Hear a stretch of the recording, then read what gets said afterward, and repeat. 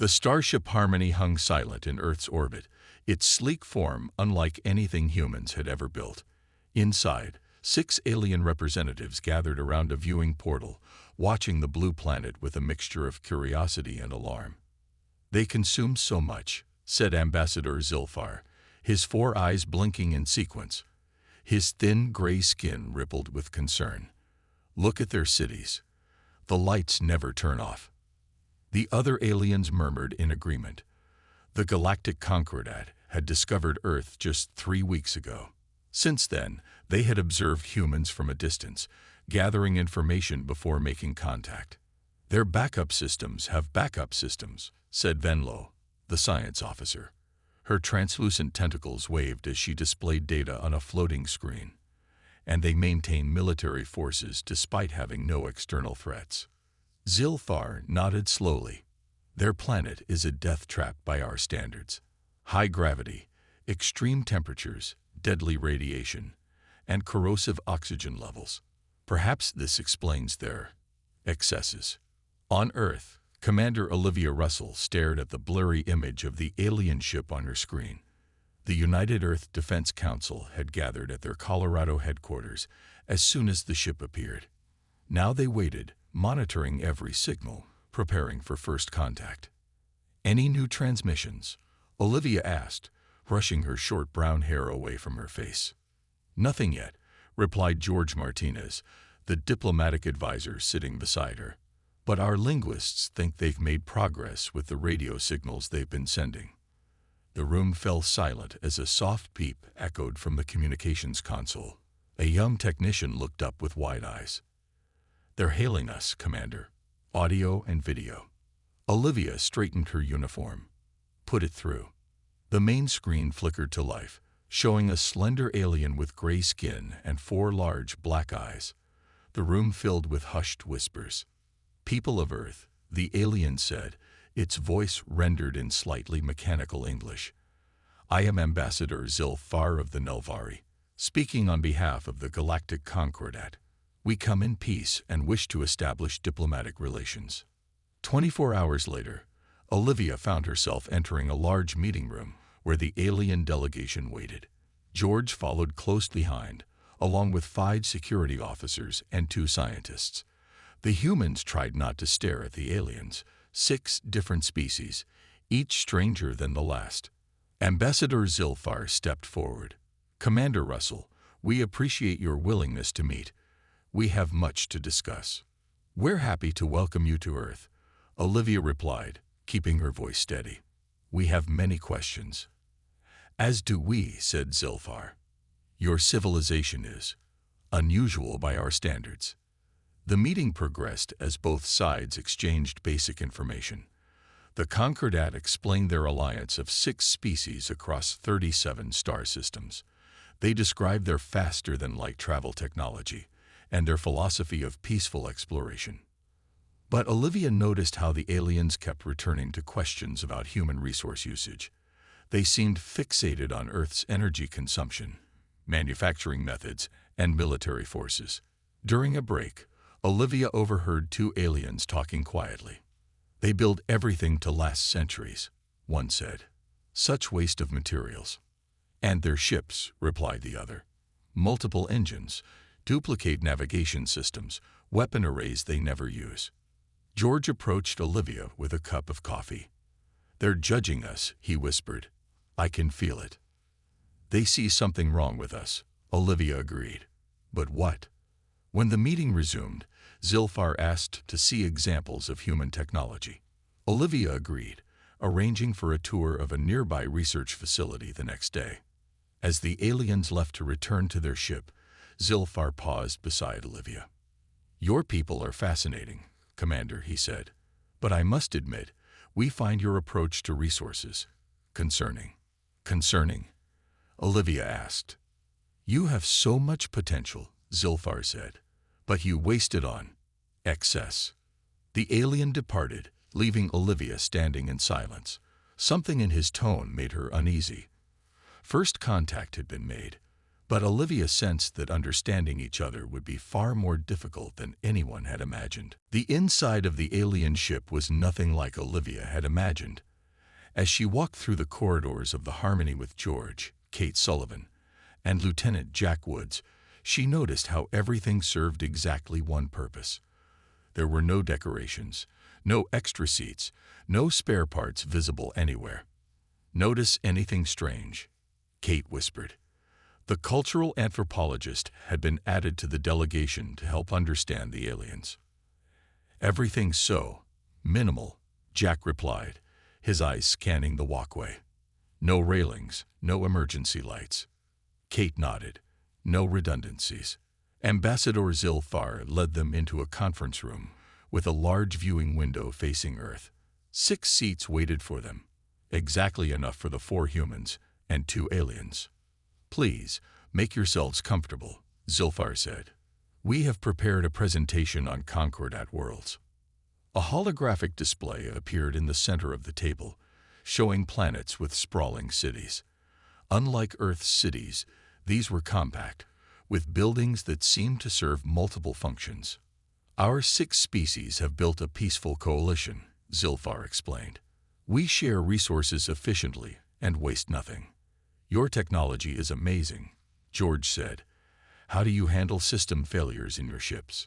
Ven Lo, the science officer, tilted her head. "Our systems do not fail. They are designed perfectly for their purpose." Jack raised an eyebrow. "But what if something unexpected happens? Don't you have backup systems?" The aliens exchanged looks.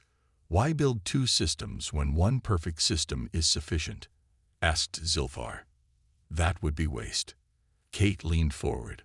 "On Earth, we have a saying, better to have it and not need it, than need it and not have it." This statement seemed to disturb the aliens. Venlo's tentacles drew tight against her body. "This thinking explains much about your civilization." After the presentation, the aliens offered a tour of their ship. Jack was particularly interested in the engine room, where a single glowing core powered everything. "Just one power source?" he asked the engineer, a small insect-like alien named Tikval. "Of course," Tikval replied. "Why would we need more?" "Well, on our ships, we have primary, secondary, and emergency power systems," Jack explained. Tikval's antennae twitched rapidly. 3 systems to do the job of one. This is the excess we find so confusing about humans. Meanwhile, Kate was shown the aliens' living quarters. Each room contained only a sleep platform and a small storage unit. No personal items, no decorations. "Where do you keep your possessions?" Kate asked her guide. "What possessions would we need beyond what serves our function?" the alien replied. When the humans gathered for a meal with their hosts, they discovered more differences. The food was nutritionally perfect but completely bland. The aliens ate quickly and efficiently, consuming exactly what their bodies needed. No more, no less. "Don't you ever just eat for pleasure?" Kate asked. Zilfar seemed puzzled. "Pleasure from consumption. That would lead to excess." That word again. Excess. It seemed to be the aliens' greatest concern about humans. Later, as the delegation prepared to return to Earth, Olivia noticed Jack staring out a viewport at their blue planet. "Something's not right," he said quietly. "No backup systems, no redundancies, no spare parts. How have they survived this long in space?" Olivia nodded. "They see our way of life as wasteful, and we see theirs as dangerously minimal," Kate added, joining them. "It's more than a cultural difference. It's a completely opposite approach to survival." George frowned. "Do you think we can work together despite this difference?" Before anyone could answer, an alarm sounded throughout the ship. Red lights flashed, the first redundant system the humans had seen on board. Zilfar rushed toward them, his gray skin paler than before. "We have received an emergency transmission," he said, his voice tight with fear. "A ship approaches from beyond Concordat space. They say the harvesters are coming." "Harvesters?" Olivia asked. Who are they? If they are truly coming, Zilfar said, then both our peoples are in grave danger. The damaged ship limped into view on the main screen. Parts of its hull were missing, and it moved in an uneven path. Olivia had never seen anything like it. The vessel appeared to be made of crystal and light rather than metal. Triveni design, Zilfar explained. They refused to join the Concordat centuries ago. The transmission came through in broken pieces. A creature with 6 eyes and blue skin appeared on screen. Harvesters, coming. 17 systems already lost. They consume everything. The alien's voice cracked with fear. Prepare or die as we did. The feed cut out, leaving the room in silence. Within an hour, the leaders of the Concordat gathered in a large chamber aboard the Harmony. The human delegation stood to one side, watching as 6 different alien species argued among themselves. What are these harvesters? George asked a small green alien nearby. A hive mind species from the outer rim, the alien replied. They move from system to system, stripping planets of resources. Nothing is left behind. Kate leaned closer to Olivia. They sound like locusts on a cosmic scale. The debate grew louder. Olivia could see fear in every alien face. Our defensive fleet can intercept them at the Vega Corridor, one alien leader suggested. The fleet has only 30 ships, another countered. The Triveni said the harvesters have hundreds. Olivia stepped forward. If I may speak. The aliens fell silent, turning to look at her. Earth can offer assistance. Our military forces are substantial. Ambassador Zilfar shook his head. Commander Russell, while we appreciate the offer, your ships would use resources we cannot spare. Your weapons are excessive. Excessive or not, Olivia replied firmly. Our weapons might save lives. The alien leader with blue skin and silver markings spoke up. The human does not understand our ways. More ships would only give the harvesters more to consume. The meeting ended with no clear decision. As the aliens filed out, Zilfar approached Olivia and her team. Walk with me, he said quietly. He led them to a private viewing room where Earth glowed blue and green in the distance. I must speak honestly, Zilfar said, his 4 eyes blinking rapidly. The Concordat Council will not accept your help. Because we're wasteful, Jack asked, not hiding his frustration. Because our entire civilization is built on a principle your people reject. Zilfar turned to face them. For thousands of years, we have survived by taking only what we need. One tool for one job, one ship for one purpose, one weapon for one enemy. And now you face an enemy that can't be stopped with minimal force, Kate said. Zilfar nodded slowly. The harvesters are our opposite. Where we preserve, they consume. Where we minimize, they maximize. Like humans, George said. No, Zilfar's voice grew firm. You humans build excess because you can. The harvesters consume excess because they must. They cannot stop. Olivia stepped closer to the window. How much time do we have? Perhaps 2 months before they reach the first Concordat world, Zilfar replied. 6 months before they could reach Earth. Then we need to prepare, with or without Concordat approval, Olivia said. Zilfar made a gesture they hadn't seen before, pressing his 4 fingertips together. I fear what you call preparation, we would call waste. And what we call efficiency, you would call suicide. Back on Earth, the Defense Council received Olivia's report with grave faces. So the aliens won't accept our help. Admiral Daniel Wright said, his weathered face tight with concern. But they expect this hive mind to reach us within 6 months. Yes, sir, Olivia replied.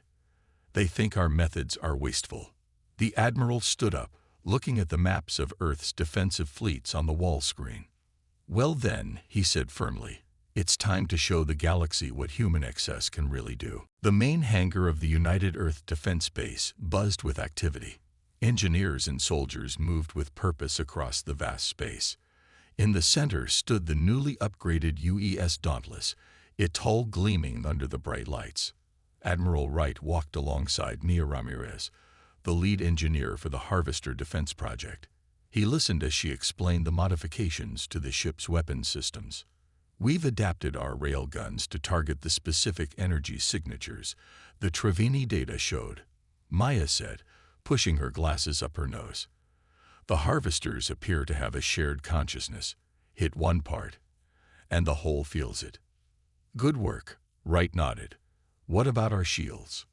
Paul has been working on that, Maya replied, gesturing to a tall man approaching them. He's our best shield expert. Paul Howard wiped grease from his hands as he joined them. The new shields will hold against their primary weapons. Admiral, we've built in 3 layers of protection, each with its own power source. 3 layers. A voice spoke from behind them. Is that not excessive? They turned to see Ambassador Zilfar and 2 other aliens standing at the hangar entrance. Olivia Russell stood beside them, looking uncomfortable. Ambassador, Wright greeted them with a nod. I didn't expect you to visit our facilities. The Concordat Council wished to observe human preparations, Zilfar explained. Though many still believe such efforts are wasteful, Wright motioned for them to follow. Let me show you wasteful, Ambassador. He led the group through the hangar to a large viewing window overlooking a massive shipyard. Dozens of warships were being fitted with new weapons and shields. Supply vessels loaded with missiles, spare parts, and medical equipment filled the spaces between. 50 warships, Wright said. The entire 5th Fleet, repurposed to fight the harvesters. Each ship carries enough supplies to operate for a year without resupply. The aliens stared in silence. Finally, one of Zilfar's companions spoke, its voice thin and reedy. All this for an enemy that may never reach your world. No, Wright replied firmly. All this for an enemy that has already destroyed the Trevini and threatens the Concordat. We plan to meet them before they ever reach Earth. Zilfar's 4 eyes blinked rapidly. You would use these resources to defend Concordat worlds, even after we rejected your assistance. That's what humans do, Olivia said quietly. We prepare for the worst and hope for the best. Later, in the command center, Wright showed the aliens the battle plans. Holographic displays showed the projected path of the Harvester fleet and the planned interception points. Your ships would arrive before the Harvesters reached the first Concordat world, Zilfar observed. You would risk human lives for alien planets. We would, Wright confirmed, because if the Harvesters consume your worlds, they'll only grow stronger before reaching ours. One of the alien officials, a tall blue being, leaned forward. Such massive ships, such extensive weapons, the resources required must be enormous. They are, Mia agreed. But we'd rather have too much than too little when facing extinction. This is what we cannot understand, Zilfar said. This abundance. Perhaps you should try, Paul suggested, before it's too late. The aliens left without committing to an alliance. Wright watched them go, then turned to his team. They'll come around or they won't, he said firmly. Either way, we launch in 3 days. Across the solar system, human colonies answered Earth's call. Ships that had been exploring, mining, or transporting goods were converted for war. Weapons mothballed after years of peace were brought back online. On the evening before the fleet's departure, Olivia found Wright standing alone on an observation deck, looking at the stars. Do you think we're doing the right thing, Admiral? She asked. Wright didn't look away from the night sky. I don't know if it's right, Commander, but I know doing nothing would be wrong. The Concordat still thinks we're being wasteful, Olivia said. Wright finally turned to her, his face set with determination. Then let's show them what human waste can accomplish. The Concordat colony world of Veshler had never seen war. Its single defensive station orbited silently, manned by a crew of 20. When the first harvester ships appeared at the edge of the system, the station sent out an alert and prepared its lone energy cannon. The harvesters moved like a swarm of insects, hundreds of crystal-like ships, flowing together in perfect coordination. They ignored the station completely. heading straight for the planet. On the surface, 10,000 Nelvari colonists watched the sky with fear. Their evacuation ships could only carry 3,000. They had built exactly what they needed, no more. Harvester ships approaching orbital path. The colony leader announced to his people, "May the stars witness our efficiency until the end." But as the first harvester vessels entered orbit, bright flashes of light erupted in space around them. 15 warships appeared, their hulls marked with Earth's symbol. Aboard the UES Dauntless, Captain Lisa Chen stood at the command center, her dark eyes fixed on the tactical display. "All ships in position," her first officer reported. "Harvester fleet outnumbers us 20 to 1. "Numbers aren't everything," Lisa replied calmly. "Deploy the drones." Hundreds of small, unmanned craft shot from the human ships, each carrying sensors and minimal weapons. They scattered among the harvester vessels, gathering data and firing small but irritating shots. "The drones are being destroyed," the weapons officer said. "That's expected," Lisa nodded. "Are they sending back good data?" "Yes, Captain. We're mapping their command structure." Lisa studied the patterns forming on her screen. "They react as one. See how they all turn together. Target these 3 ships. They appear to be coordination nodes." The human fleet fired in unison. Missiles streaked across space, many clearly missing their targets. "Captain," the communications officer called out, "we're receiving a transmission from the Concordat station. They say we're wasting ammunition." Lisa almost smiled. "Tell them to watch carefully." The missiles that appeared to miss suddenly changed course, their secondary engines firing.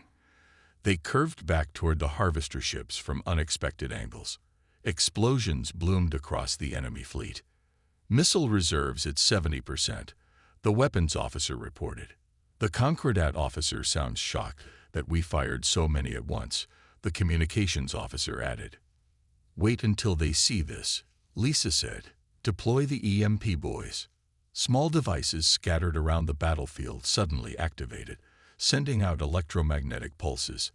The harvester ships nearest to them stuttered and slowed. "Their coordination is breaking down," Lisa observed. "Now, main batteries, target the largest ships." The human fleet's rail guns fired, sending massive metal slugs at incredible speeds toward the harvester vessels. Where they hit, the crystal ships shattered into thousands of pieces. The battle raged for 3 hours. 3 human ships were lost, their crews evacuating in well-stocked lifeboats. The harvesters, faced with an enemy they couldn't quickly overwhelm, finally retreated, leaving nearly a third of their fleet destroyed. On the planet below, the Nelvari watched in awe as the human ships formed a protective ring around their world. Lisa received the colony leader in her ready room after the battle. The alien looked at her with all 4 eyes wide. "Your ships took significant damage," he said.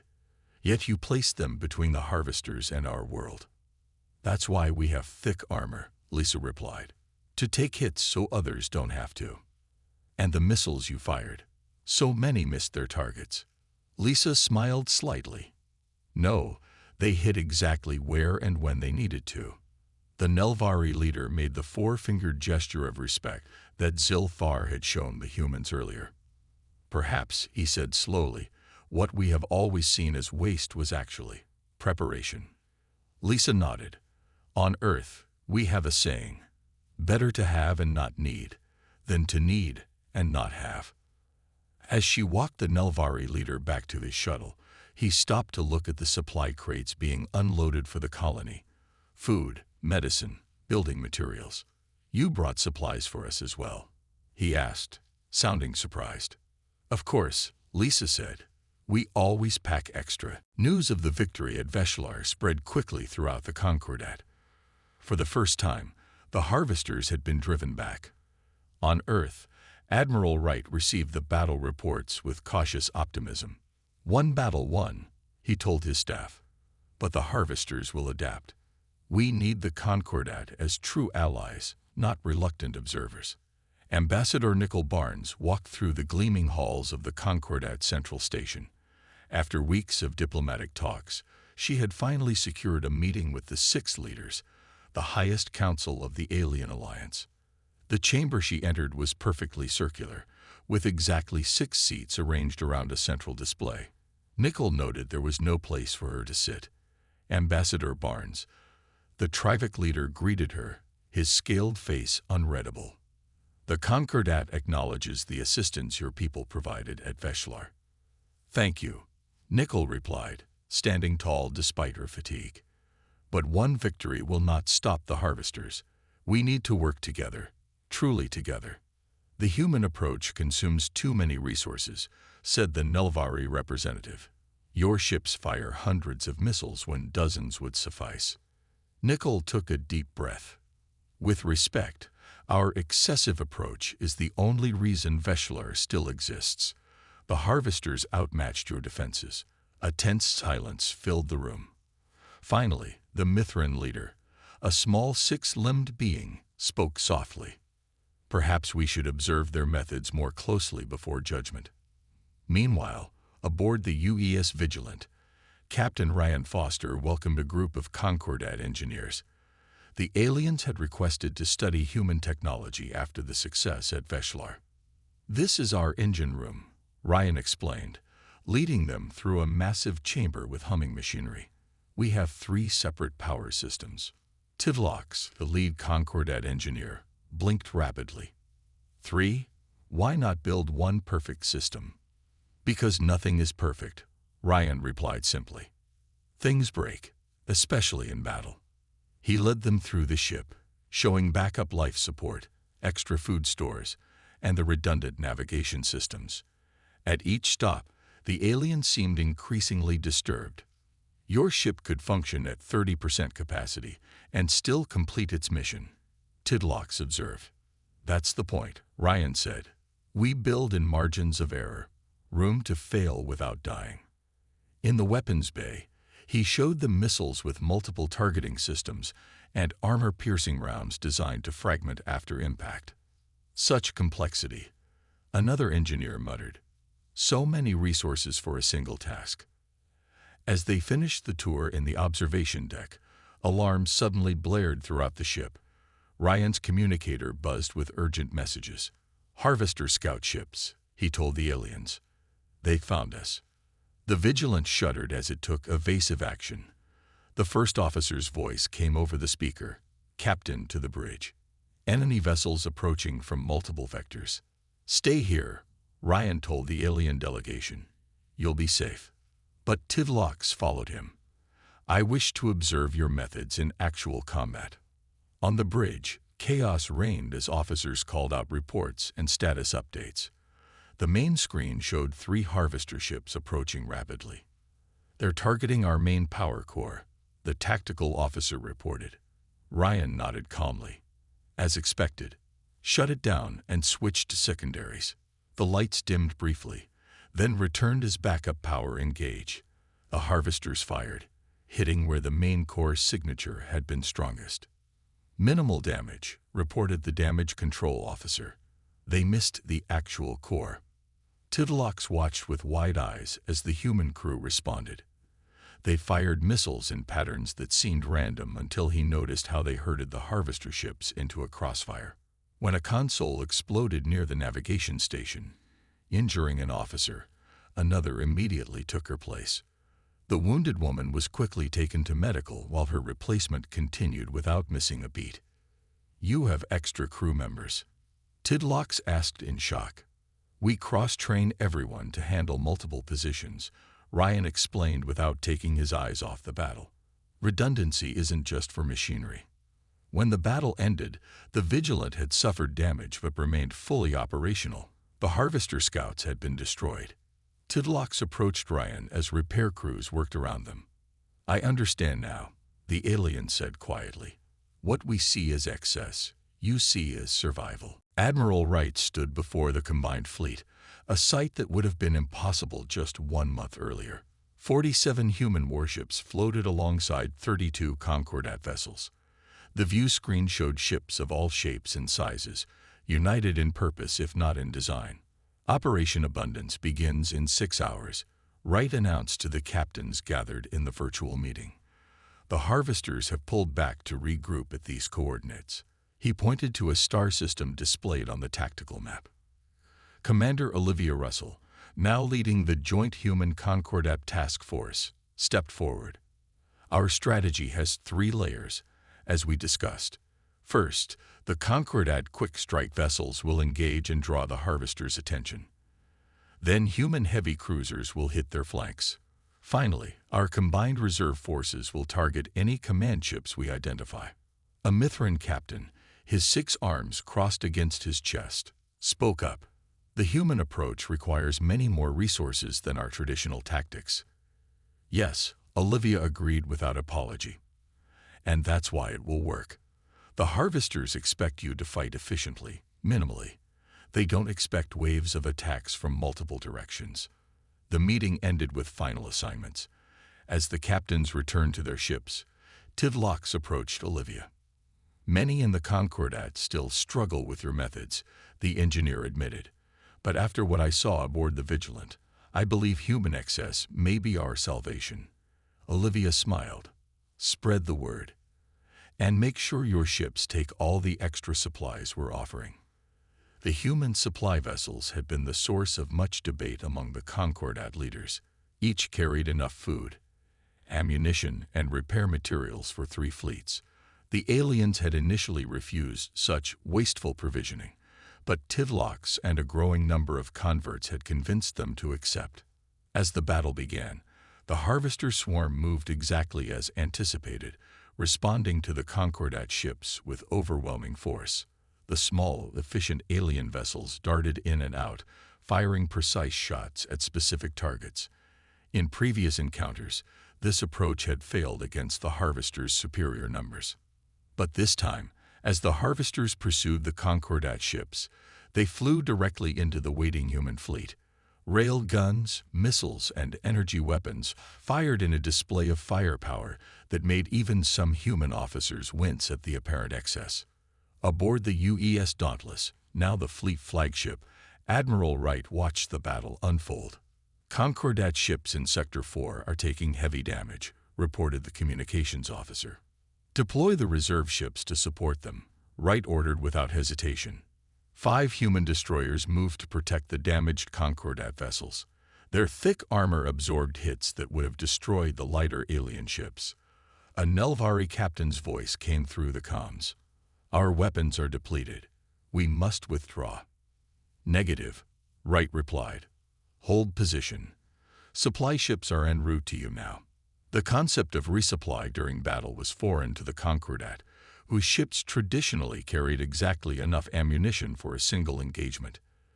The human supply ships moved through the battlefield, protected by fighter escorts, delivering fresh missiles and energy cells to the Concordat vessels.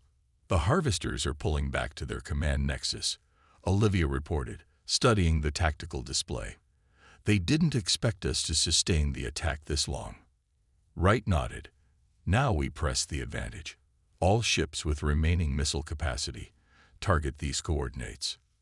Hundreds of missiles launched simultaneously, many appearing to miss their targets completely. The Concordat observers watched in confusion until the missiles suddenly altered course, attacking from multiple angles in a 3-dimensional assault no single defense could counter. As the Harvester command nexus exploded in a brilliant flash, cheers erupted across the human fleet. The remaining enemy ships, suddenly uncoordinated, began to scatter. The hive mind is broken, Olivia said, wonder in her voice.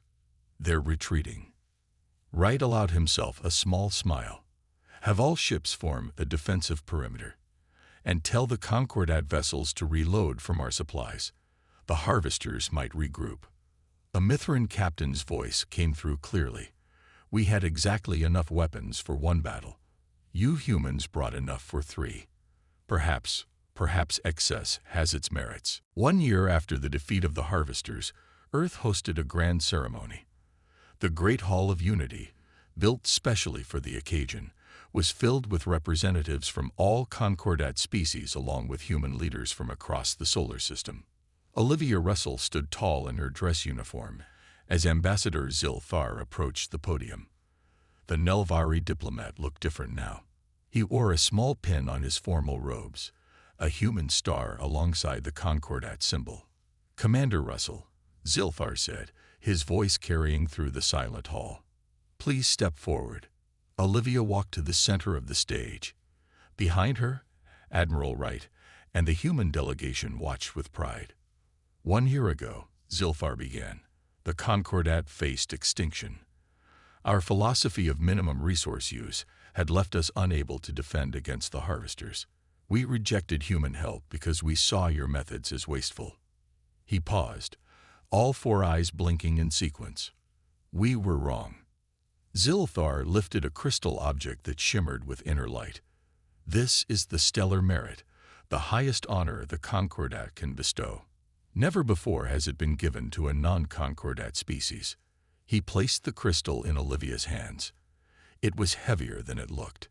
For teaching us that preparation is not waste, that redundancy is not excess, but survival, Zilfar continued. Humanity showed us a new way to see the universe. After the ceremony, Kate Sullivan led a group of Concordat visitors through the streets of New Chicago. The aliens marveled at the city's energy and activity. "Your buildings have backup power systems," observed a young Mithran scientist. "And your transport networks have multiple routes to the same destination." "We like options," Kate explained. "It's part of who we are." The Mithran nodded. "We are learning this approach. Our new ships now carry extra supplies and have secondary systems." In the orbital shipyards above Earth, Tivlox worked alongside Paul Howard, designing a new class of vessel. On the screen before them floated a 3-dimensional model of a ship unlike any built before. Concordat efficiency combined with human redundancy. "The primary power core is here," Paul pointed, "with the backup system in this section. And the 3rd emergency power unit here," Tivlox added, indicating another area of the ship. 3 power sources, as you humans prefer." Paul smiled. "You're getting used to our ways." "And you to ours," Tivlox replied. "This design uses 30% fewer resources than a standard human vessel while maintaining 95% of the redundancies." As evening fell, Admiral Wright and Ambassador Zilfar stood on the observation deck of Earth's orbital station. Below them, the planet shone blue and green, city lights twinkling across continents as night swept over them. "Your cities are still so bright at night," Zilfar observed. "So much energy." Wright nodded. "Old habits die hard, but we've reduced our energy usage by 20% this year, thanks to Concordat efficiency techniques. And we have increased our reserves by 40%, Zilfar replied, "thanks to human abundance thinking." They watched a new joint patrol ship leave the station, its design reflecting both cultures. "I once told Commander Russell that what humans call excess, we call waste," Zilfar said quietly. "Now I understand that what humans call excess, the galaxy should call survival." Wright smiled. "And what the Concordat calls efficiency, humans are learning to call wisdom." Zilfar made the 4-fingered gesture of respect. "Perhaps the truth lies somewhere between our peoples. Not minimum, not maximum, but optimal." "Optimal still includes backup systems," Wright added with a grin. "Of course," Zilfar agreed. "We are not fools." As they spoke, ships from both civilizations passed by the window, some heading to distant stars, others returning home. Each carried something new, designs, ideas, and philosophies that combined the best of both worlds. The harvesters had brought these 2 different civilizations together. Now the excess of one and the efficiency of the other were becoming something greater than either alone. Something optimal. Something that would survive.